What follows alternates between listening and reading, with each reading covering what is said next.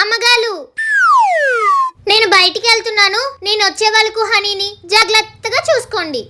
సొమ్ము ఒకటిది సోకొకటిది అంటే ఇదే మరి. ఇంతకీ ఎక్కడికి వెళ్తున్నావే? ఐఫోన్ 15 Pro Max కొనడానికి వెళ్తున్నాను అమ్మగాలు.